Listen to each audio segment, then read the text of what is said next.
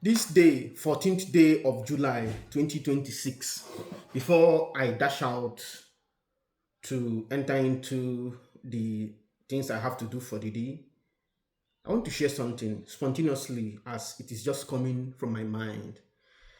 I want to share about living and living authentically.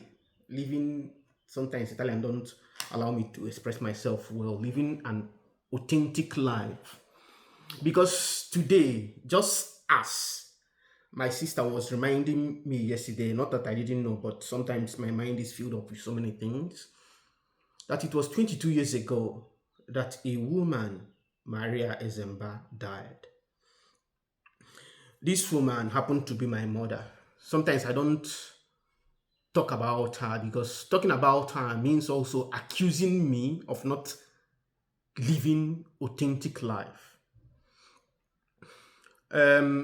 Maybe the few years I can recall very well that I spent closely with her should be like 5 years from the time I was 6 to the time I was 11 when I went to the seminary.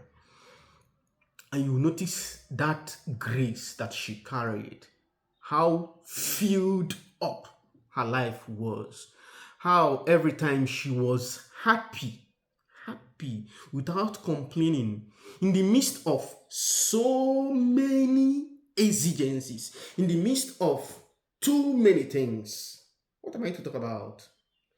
Is it the fact that she teaches catechism in the church, or is it the fact of the work she does at the then Federal College of Education, Umunze, or the extra work she had to do to meet up with taking care of us because dad was living far away place in Kano? I remember so many of the students used to type their memoirs through her. Almost every night she was at the typewriter typing, and then there was that stealing machine with which she prints. These were the normal things, or is it the fact that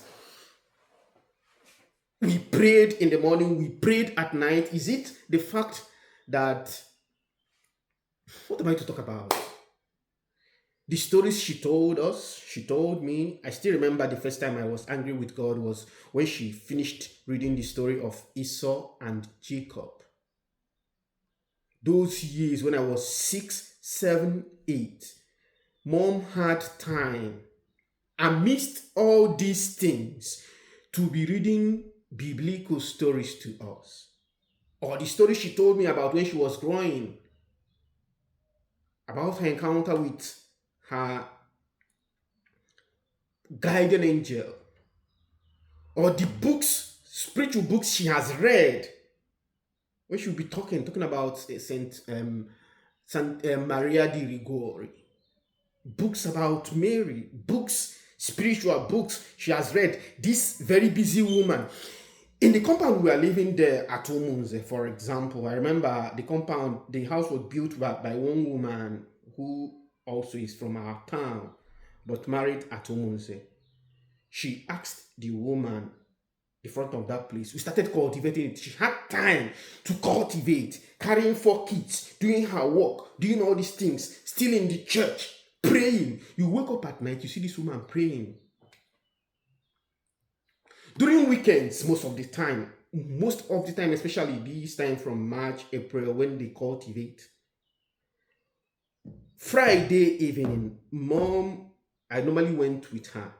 We'll go, come back home, all through Saturday, be there working with her grandfather in the farms. These were the things she would be doing without stress, without complaining. Every time with smile, singing, or the visits, the our relatives I came to know about. Anytime we are home or during Christmas, and every time maybe after morning mass we'll visit, like maybe there was a sister who's married, we'll go there, sweep house, wash, visiting old people, washing their clothes. But the important thing that I want to talk about is how in the midst of all this, you see this person joyful, transmitting joy, transmitting peace. One thing that pains me Is when I look at, for example, our extended family, see people divided. Someone just to greet another person becomes war. But I knew the cohesion that this woman created by that fact of absorbing and having peace. Now you will simply tell this person, please help me to talk. The person will feel annoyed. Why are we afraid to leave? That's my question. Because we don't trust God. Because these things I was just talking about spontaneously, they are just symptoms or fruits of someone who had her heart, who had her life founded on God, founded very deeply on God. Yes, it was 46 years that she lived, but very, very, very dense, concrete life of love, life of peace, life that was lived as a gift. I don't talk about her because she accuses me when certain times when I do things I know, look at how false I am. But then God gave her to us. And on this day of her anniversary, it's also another day to remind each and every one of us that our life is short on this earth, and the only thing we can do is to leave it as a gift, accept it as a gift from God, trust God, and live our lives giving back this life which we received to God through others happily.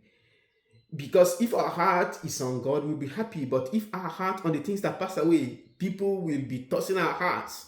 I will be complaining. I will be inconstant. We will not have our roots on God.